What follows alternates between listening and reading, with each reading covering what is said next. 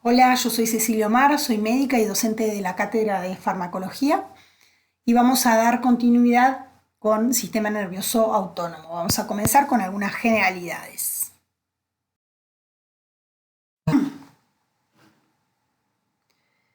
El sistema nervioso está formado por dos divisiones anatómicas. El sistema nervioso central, que está compuesto por el cerebro y el cordón espinal, y el sistema nervioso periférico, que incluye las neuronas localizadas fuera del sistema nervioso central, o sea, los ganglios que ingresan o salen del sistema nervioso central.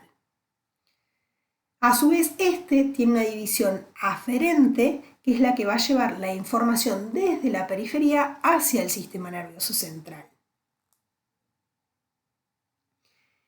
Este va a recibir toda la información sobre el estado de las vísceras por medio de dos grandes sistemas sensitivos. Uno, que es el sistema sensitivo visceral de pares craneales, que va a transmitir o transportar predominantemente impulsos de mecanorreceptores y de índole quimiosensitiva a través de cuatro pares craneales que son el trigémino, el facial, el glosofaringio y el nomogástrico o vago. Todas las fibras aferentes viscerales que provienen de estos cuatro pares terminan topográficamente en el núcleo del fascículo solitario. Por otro lado, tenemos el otro sistema, que es el sensitivo aferente visceral espinal. Este va a transportar predominantemente sensaciones pertinentes de la temperatura y de alguna lesión de origen mecánico, químico o térmico a los tejidos. Por otro lado, tenemos la división eferente del sistema nervioso periférico, que puede a su vez subdividirse en el sistema somático, que es el que se relaciona con las funciones conscientemente controladas, tales como el movimiento, la respiración, la postura, y el sistema nervioso autónomo, que este comprende actividades que no van a estar bajo control consciente y se va a relacionar fundamentalmente con funciones viscerales, como el gasto cardíaco, el flujo sanguíneo, la digestión. Este va a ser responsable de los ajustes rápidos para el control de la homeostasis frente a cambios en el ambiente total. Y a su vez el autonómico, se va a complementar con el sistema endocrino, que tiene respuestas más lentas a través de la liberación hormonal.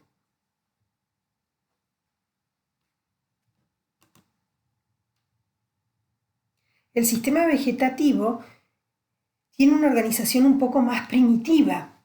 Usa sus eferentes propios que conducen más lentamente, son axones amielínicos que por lo general forman plexos y hacen sinapsis intermedias antes de llegar a sus efectores, es decir, músculo liso visceral, músculo cardíaco o tejido glandular. Luego vamos a ver con más detalle. El sistema nervioso autónomo consiste de tres principales divisiones anatómicas: simpático, parasimpático y sistema nervioso entérico.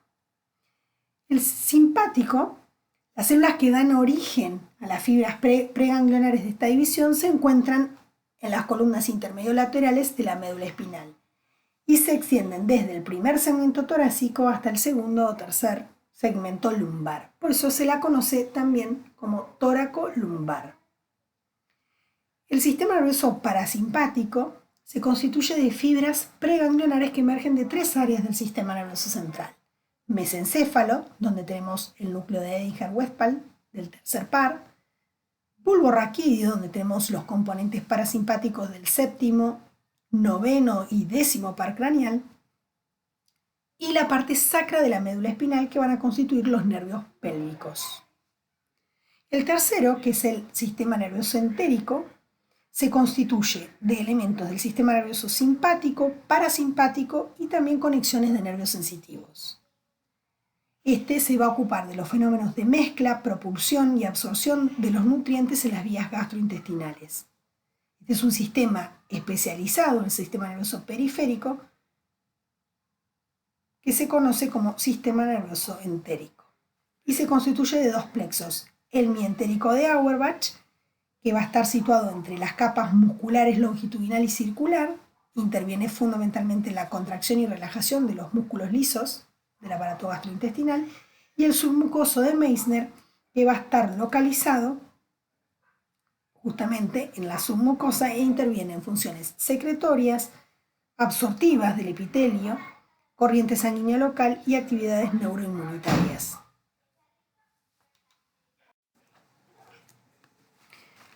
Los aspectos anatómicos del sistema nervioso autónomo. Acá vemos la porción motora, o sea, la eferente del sistema nervioso autónomo, es el camino más importante para la transmisión de la información desde el sistema nervioso central hacia los tejidos efectores involuntarios, como ser músculo liso gastrointestinal, músculo cardíaco, endotelio vascular, glándulas exócrinas, etc.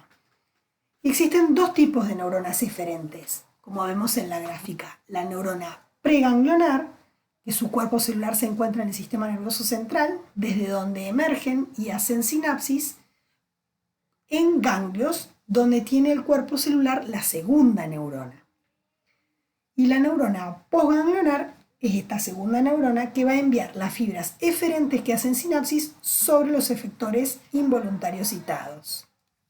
Posteriormente vamos a detallar.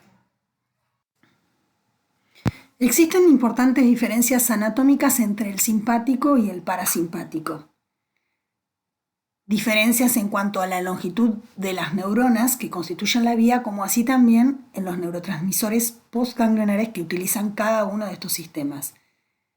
En general constituyen una vía bineuronal, como vemos ahí, que además va a estar bajo el control de estructuras como los núcleos hipotalámicos y centros del tronco encefálico, como núcleo del fascículo solitario, sustancia reticular, etc.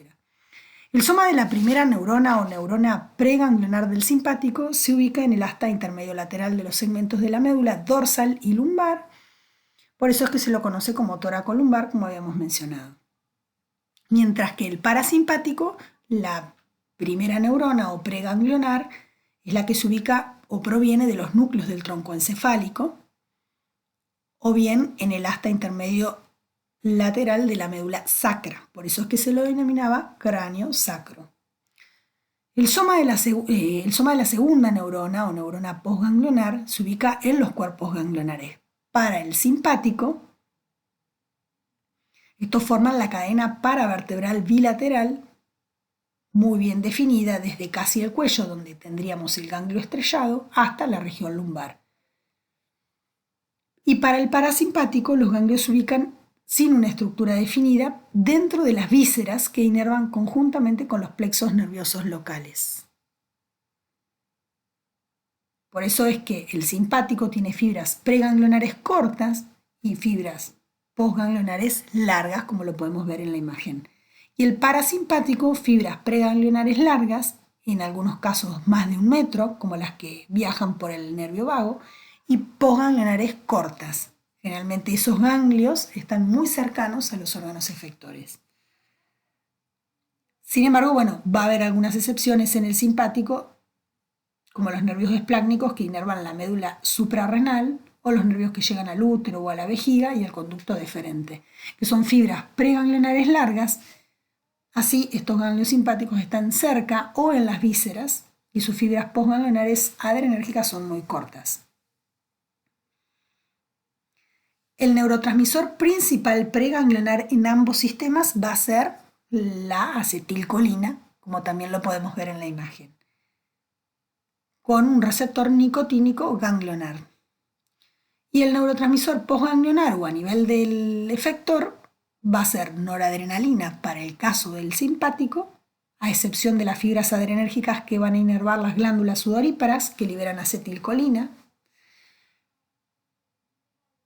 Y los receptores a nivel del efector para los efectos simpáticos, tanto los dependientes de la noradrenalina como los de la adrenalina circulante, van a ser los receptores alfa y beta.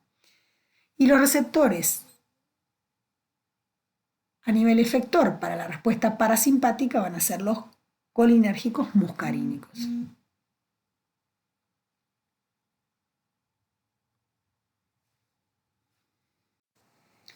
Los impulsos eléctricos son transferidos de una célula nerviosa a otra a través de las regiones especializadas de contacto intercelular, conocidas como sinapsis.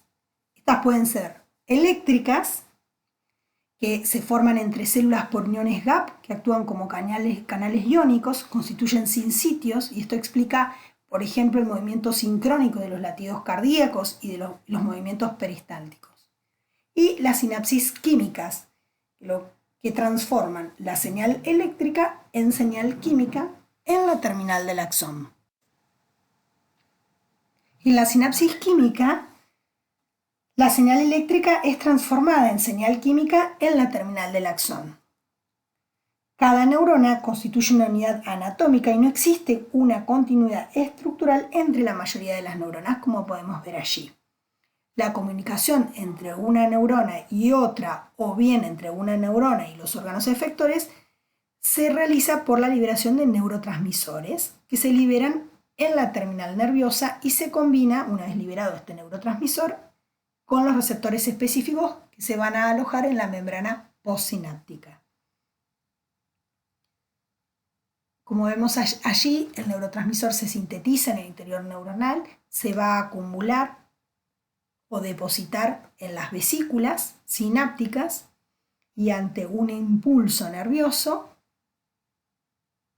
va a generarse la activación de canales de calcio, voltaje dependiente, el ingreso intracelular de calcio, favoreciendo la exocitosis de estas vesículas, liberando el neurotransmisor, favoreciendo la interacción con sus receptores específicos. La terminación de la acción de este transmisor se va a autolimitar debido al metabolismo del mismo o bien a la recaptación, sea por enzimas que se encuentren a nivel de la hendidura o bien por bombas de recaptación, como se pueden ver en la membrana presináptica, para autolimitar la acción. El sistema nervioso neurovegetativo o autónomo es el que se encarga del control de las funciones internas, las cuales se dan automáticamente, control de la temperatura corporal, secreción biliar, etc. Es decir, uno no piensa que tiene que mantener la temperatura a 36 grados. El simpático se va a encargar de preparar al organismo para situaciones de actividad, es decir, adaptarlo a la lucha o a la huida. Por consiguiente, provoca respuestas masivas de tipo catabólico que involucran a todos los aparatos y sistemas, fundamentalmente o principalmente al cardiovascular. En cambio, el parasimpático es un sistema anabólico y moderador que prepara al organismo más bien para situaciones de reposo, produciendo respuestas limitadas a ciertos aparatos como el digestivo, respiratorio y urinario. De los efectos de ambos sistemas sobre los distintos aparatos surge que son antagónicos, pero ello no significa excluyentes. Siempre existe un tono basal conjunto que se incrementa en favor de uno u otro sistema según las necesidades del organismo. A esto se suma la secreción por el sistema nervioso central de ligandos que intervienen en la regulación de las funciones viscerales, es decir, la función neuroendocrina.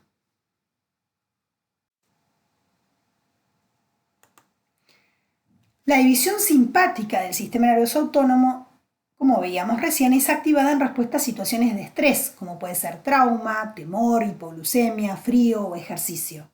Los efectos de su estimulación son tales como el aumento del gasto cardíaco y de la presión arterial, movilización de los depósitos de energía corporales, aumento del flujo sanguíneo al músculo esquelético y al corazón, dilatación de pupilas y bronquíolos.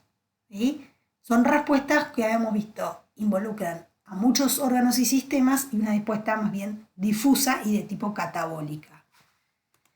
Mientras que la división del parasimpático usualmente activa oponiéndose o balanceando las acciones del simpático.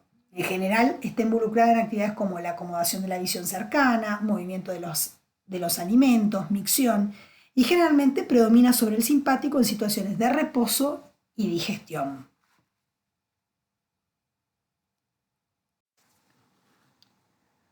En este gráfico podemos resumir brevemente las características anatómicas y funcionales de ambos sistemas que, como veníamos viendo, si bien son antagónicos, se complementan.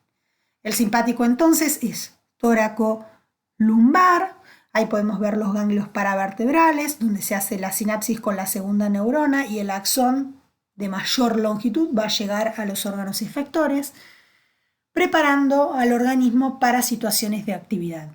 Es decir, entonces va a aumentar la frecuencia cardíaca, la presión arterial, va a cambiar el flujo sanguíneo desde la piel y desde las regiones plácnicas hacia el músculo estriado, aumenta la glucosa sanguínea, favoreciendo la glucogenólisis, produce la dilatación de bronquiolos y de pupilas, es decir, en general va a preparar al organismo para luchar o huir o bien sobrellevar una situación de estrés. Mientras que el parasimpático es cráneo-sacro y en general tiene una actividad más definida y localizada, no tan difusa como lo hace el simpático. Este de manera primaria tiende a la conservación de la energía y de la función orgánica durante los periodos de actividad mínima y su eliminación es incompatible con la vida. Por ejemplo, si se llegara a lesionar el nervio vago, esto va a predisponer a la infección pulmonar debido a la incapacidad que van a tener los cilios para eliminar las sustancias irritantes de las vías respiratorias. ¿Sí? Además de producir broncoconstricción, lentifica la frecuencia cardíaca, reduce la presión arterial, estimula los movimientos y las secreciones gastrointestinales, favorece la absorción de los alimentos y de los nutrientes, protege a la retina contra la luz excesiva, vacía la vejiga y el recto. Como vemos, la acción integradora del sistema nervioso autónomo tiene una importancia vital para el bienestar del organismo. Es el regulador primario de la constancia del medio interno del organismo.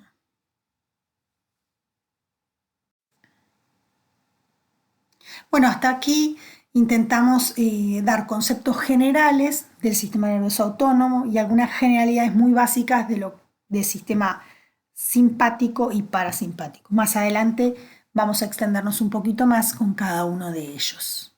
Muchas gracias.